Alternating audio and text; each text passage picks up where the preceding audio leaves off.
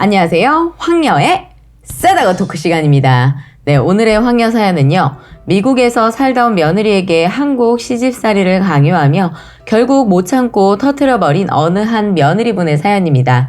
후기 사연과 함께 소개해드리겠습니다. 사연 읽기 전에 구독과 좋아요, 많은 공유 부탁드릴게요. 저는 미국에서 태어나 자랐고 유학 온 한국 대학원생을 만나 결혼을 하게 되었습니다. 제 부모님이 어려서부터 집에서 한국어를 주로 사용하고 쓰고 계셔서 제가 매우 잘한다고 생각해요. 일찍 독립해서 대학원은 장학금으로 다녔고 19살 때부터 제 손으로 돈을 벌어 부모에게 손 벌리지 않고 용돈을 벌었어요. 남편과 연애 시절 같은 대학원에 있다가 연애를 시작을 하였고 벌써 결혼한 지 7년이라는 시간이 흘렀네요. 대학 생활을 모두 마치고 취직 후 결혼을 미국식으로 올렸어요. 처음에 제가 살던 집에는 제가 쓰던 물건이 있었고 남편이 몸만 들어와 살았네요. 반지나 다른 예물은 하나도 안 했고 신혼여행도 돈을 아끼자 해서 가지도 않고 주말에 둘이 근처에서 1박 2일을 했죠. 양쪽 집안 결혼하면서 쓴 돈은 전혀 없었으며 그게 당연하다고 생각했습니다. 결혼식 때 받은 돈은 양쪽 부모님한테 기념 선물로 드렸지만 그 돈이 전혀 아쉽지도 않았고 둘이 일을 하면서 돈도 열심히 벌었네요.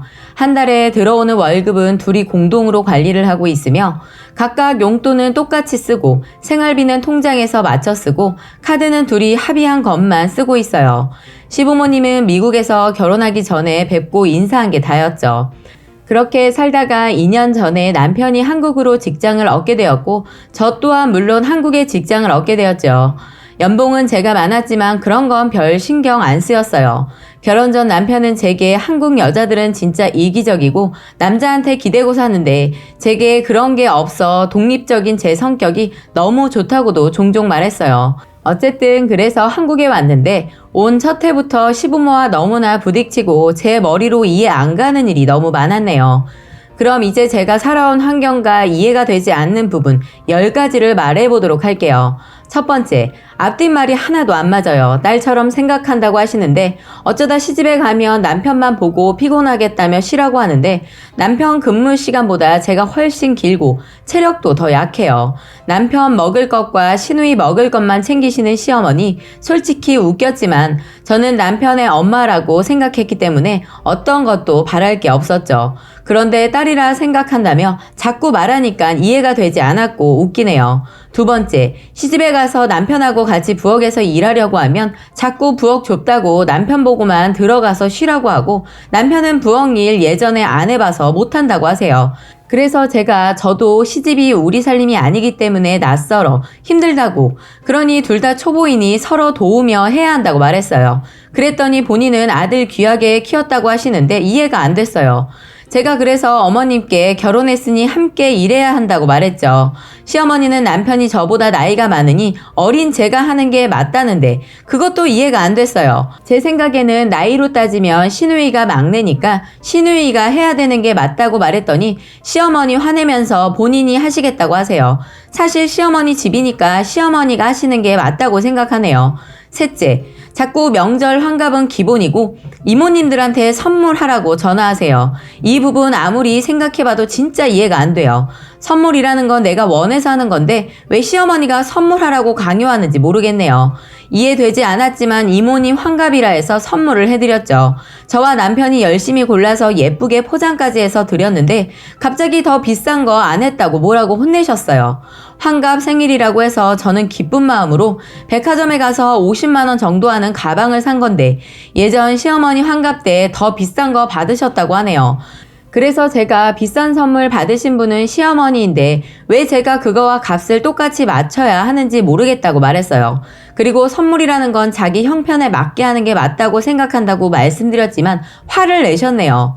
넷째, 일을 그만둬야 하는데 생활비 때문에 걱정이라고 자꾸 제 월급 물어보시고 본인의 생활비를 걱정해요. 남편하고 이야기했는데 남편은 별다른 말이 없었고 동네에 아는 아줌마가 있어서 물어보니까 그건 생활비 좀 달라는 뜻이라고 했어요. 생활비가 없으면 본인이 일을 하는 게 당연히 맞다고 생각해요. 그런데 시어머니는 집에 계시지만 아버님은 굉장히 건강하시고 큰 체력을 요구하지 않는 일을 아버님이 하시며 돈을 벌고 있어요. 처음에는 남편이 그냥 듣기만 하고 신경 쓰지 말라고 하길래 그냥 아무 말 하지 않고 있었는데 자꾸 저만 잡고 이야기하니까 짜증이 나려고 했어요. 그래서 그러지 말고 남편한테 말하라고 했더니 화를 내세요. 5번째로 자꾸 저랑 본인을 비교하시네요. 제가 새 옷을 사 입으면 너는 네 시어머니 생각 안 하느냐 하세요. 하지만 제 새 옷 사 입는 것과 어머니와의 관계를 전혀 모르겠어요. 남편이 옷 사 입을 때는 아무 말도 없으시고 좋다고만 하시는데 제 옷만 자꾸 뭐라고 하세요. 가방도 제 것이 더 좋다고 말하지만 그것은 제 돈으로 샀는데 쇼핑하다가 시어머니 생각이 나거나 괜찮겠다 싶은 거 있으면 제가 사드리는데 물론 제 용돈에서 사드려요. 제 선물이니까요. 근데 매번 제 거 살 때마다 시어머니 생각이 나냐 하는 건 아니잖아요. 사드리고 싶을 때 사드리는 게 맞는 거라 생각하는데 자꾸 강요하니까 기분도 안 좋고 선물하는 기분도 안 나고 선물이 아니라 상납하는 느낌이에요. 6번째, 제 직장 생활을 무시하는 말을 많이 하시는데 이런 거 비교하는 게 웃기지만 왜 남편보다 월급도 더 많고 직위도 높은 제 직업을 무시하는지 이해를 못하겠어요. 남편 직장이 힘들다고 걱정하셔서 저도 제 직장 힘들지만 열심히 다니고 있다고 하였고 제게 하시는 말씀이 너는 성격상 나가서 일하는 게 맞는 사람이고 네 직장은 쉬엄쉬엄 해도 돈 잘 주는 곳 아니야? 하시네요. 쉬엄쉬엄 해도 돈 잘 주는 직장이란 없어요 라고 했네요. 그랬더니 네 직장은 미국 날라리 회사라 하시는 거예요. 7번째, 자꾸 저보고 남편 집안일 시키지 말라고 해요. 저희는 집안일을 당연히 나눠서 하는데 장보기는 같이 하고 청소는 남편이 하고 음식은 제가 하고 있어요. 빨래는 남편이 하고 설거지는 제가 하지만 그런데 자꾸 저보고 남편 집안일 시키지 말라고 제가 하라고 강요하세요. 이거야말로 진짜 말이 안 된다고 말씀드렸죠. 결혼해서 가정을 이루고 둘이 살면서 모두 직장을 가지고 있는데 왜 남편이 집안일을 하면 안 된다는 건가요? 제 집이기도 하고 남편 집이기도 한데 이해가 안 가서 당연히 둘이 사는 건데 둘이 일해야 한다고 말했더니 원래 남편은 그런 거 안 했다고 하세요. 그래서 제가 처음부터 집안이라는 사람은 없고 그동안 안 했으면 지금부터 더 열심히 배워서 해야 한다고 말했더니 본인이 보기 싫다네요. 시어머니 가정이 아닌데 왜 시어머니가 싫으신지 이해를 전혀 못하겠고 가정의 일원이 가정일에 소홀한 것은 매우 부끄러운 일이라고 말씀드렸더니 저에게 화를 내세요. 8번째, 자꾸 시집에 놀러 오라고 강요하세요. 회사 일 바빠서 힘든데 자꾸 놀러 오라고 하는데 정말 바빠서 못 간다고 하면 서운하다고 말하세요. 미국 살 때도 제 친정이 자동차로 30분 거리였지만 바빠서 한 달에 한 번도 못 갔죠. 근데 자꾸 주말마다 놀러 오라고 합니다. 그래서 남편 보고 가라고 했는데 남편도 싫다고 피곤하고 주말에는 쉬고 싶다고 하네요. 남편이 피곤하다고 시어머니한테 말하니까 남편은 집에 있고 저라도 오라고 하는데 왜 제가 가야 되죠? 저도 일 더 많고 피곤한데 제 부모님 집도 아니고 제가 왜 가야 하는 건지 이해가 안 가네요. 그래서 안 갔더니 저보고 미국 살아서 이기적이라고 말씀하시는데 진짜 몇 년까지만 해도 남남이었던 사람이었는데 왜 저보고 갑자기 이래라 저래라 하면서 이기적이라고까지 말하는지 이해를 못하겠네요. 그래서 제가 말을 했죠. 시어머님이 낳은 자식이 안 간다는 건 이기적이라고 말 안 하시면서 왜 저한테 이기적이라고 하시는지 이해를 못하겠고 어머님이 더 이기적인 것 같다고 했더니 막 화내셨어요. 9번째, 자꾸 말대답하지 말고 듣기만 하라고 하세요. 이것 때문에 제일 트러블이 많이 생긴 것 같은데 자꾸 말대답하지 말고 듣기만 하래서 듣기만 했더니 왜 대답을 안 하냐고 하세요. 대답을 하면 약속한 걸 어기는 건데 말이죠. 그래서 대답하면 약속한 거 못 지키는 거라고 했더니 시어머니가 시키면 시키는 대로 해야 맞는 거라고 말씀하세요. 그래서 저도 생각이 있고 제 라이프가 있는데 그렇게 할 수 없다고 하니까 또 말대답한다고 하네요. 그래서 제가 그럼 예라고 대답하고 행동하지 않아도 괜찮냐고 하니까 그러면 안 된다네요. 그럼 어쩌라는 거냐 했더니 시키는 대로 말을 들으라고 하시는데 제게 충고를 해주셔서 그게 맞는 것이라 생각이 되면 그렇게 하겠으나 제 이성으로 맞는 일이 아니라 생각이 들면 그렇게 할 수 없다고 하니 그러면 안 된다고 하세요. 어른이 이야기하면 잘못했구나 반성하고 빌어야 한다고 해서 잘못한 거면 사과드리겠지만 잘못하지 않았다고 생각되면 사과할 수 없다고 했더니 화내세요. 그래서 이번에는 제 생각이라도 말 안 하려고 했는데 한참 저한테 말을 하시고는 너도 그렇게 생각하지? 하고 물으시니까 뭐라고 말을 못하겠네요. 저는 그렇게 생각 안 하거든요. 뭔 말인지 모르겠고 무조건이라는 건 있을 수 없다고 생각이 들어요. 저를 낳고 기르신 부모님한테도 아닌 건 아니라고 말씀드렸는데 갑자기 결혼했다고 모르던 어른들 말을 무조건 따르라는 건 할 수 없다고 했죠. 그랬더니 부모님한테 뭘 배웠냐고 막 화를 내셨고 저도 막 화가 났죠. 그래서 부모님한테서 서로 존중하라고 배웠다고 그랬더니 너처럼 어이없는 애는 본 적이 없다고 말하세요. 10번째, 마지막으로 한 가지 더 있는데 자꾸 전화라고 해요. 할 말이 없는데 왜 전화해야 하는지 모르겠네요. 친구와 고민 상담하는 것도 아니고 왜 자꾸 전화라고 하는지 이해가 안 되네요. 눈이 많이 왔을 때는 괜찮으신가 싶어서 전화는 당연히 했죠.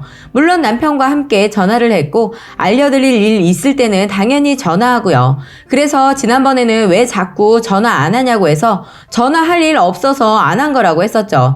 그러니까 넌 시부모 안부가 안 궁금하냐고 해서 남편이 전화할 때 안부 묻지 않았냐고 했더니 따로 전화하라고 하세요. 며느리는 그래야 한다면서요. 며느리가 무슨 마법의 단어도 아니고 며느리라는 글자만 들어가면 뭐 할 것이 이렇게 굉장히 많은 것처럼 말하세요.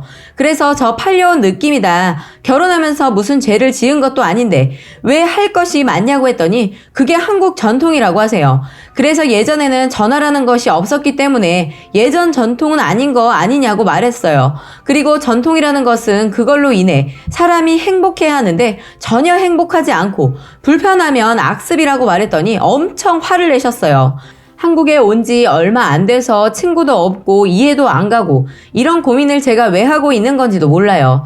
참고로 지금 시어머니는 저 때문에 속상해서 입원하시겠다고 하시는데 속상해서 입원한다는 건 처음 듣는 말이고 정신과 치료를 받는 것이 오히려 더 좋을 것 같다고 생각하지만 그렇게 말하면 더 화내실까봐 그냥 아무 말 안 하고 있어요. 라고 사연 올려주셨고요. 후기 사연이 있습니다.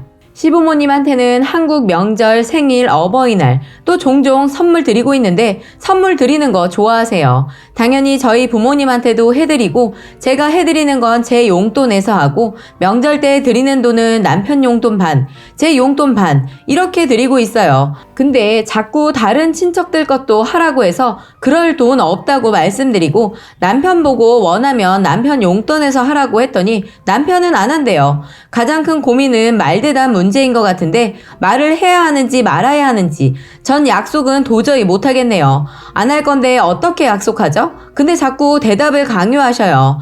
그래서 강요하지 마시라고 했더니 또 말대답한다고 하세요. 자꾸 뭐든 나눠 쓰는 거라고 하는데 저는 바라는 거 전혀 없어요.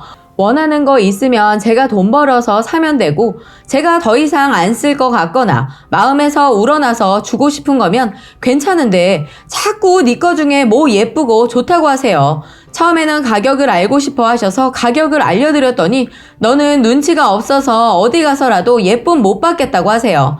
뭐 특별히 예쁨 받아야겠다는 마음은 없지만 자꾸 싫은 소리 하니까 저도 기분 나빠져요. 시어머니가 화내는 건 하나도 무섭지도 않고 제가 무서워할 이유도 없다고 봐요. 무서울 이유가 없기에 안 무섭다고 했더니 나가라고 해서 나갔어요. 그랬더니 또 왜 나갔냐고 하시고요. 그래서 집주인이 나가라고 해서 나간 거다 했더니 또 화를 내세요. 남편과 답답해서 상의를 해도 남편은 그냥 하던 대로 하라며 너 틀린 거 없다고 해요. 더 이상 즐거운 마음이 들지 않고 안타깝고 자꾸 시어머니 만나면 기분이 나쁘고 피곤해져요. 그리고 하나 더요.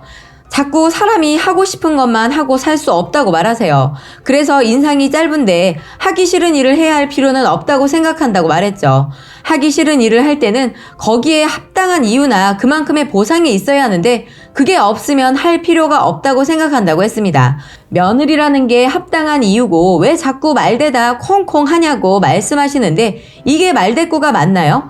많은 분들이 그냥 밀고 나가라고 해서 조금 안심은 되지만 그래도 제가 무슨 말만 하면 자꾸 화가 난다 하시니까 어느 부분에서 화가 나는지 이해해 보려고 했습니다. 하지만 쉽지가 않고 말은 최대한 예의 있고 또박또박 하려고 하는데 시어머니가 지적하시는 부분이 이치에 맞지 않다는 생각만 들고 별로 동의가 안 되네요. 회사에 있는데 시어머니가 전화해서 무슨 일로 화가 나셨는지 소리를 지르시기에 전화 매너를 지키라고 했지만 그래도 자꾸 소리치기에 매너를 안 지키면 전화 끊겠다고 했습니다. 그리고 앞으로는 급한 일 아니면 근무 중에 전화하지 마세요. 라고 했는데 그냥 끊어버리셨는데 이거 큰일인가요? 라고 후기 사연까지 소개해드렸습니다. 오늘 사연은요, 예전에 올려드렸지만 후기 사연을 포함해서 다시 한번 올려드리게 되었습니다. 오늘의 사연 여기까지였고요. 많은 공유와 여러분들의 생각이나 느낀 점이 있다면 댓글로 표현해보시기 바랍니다.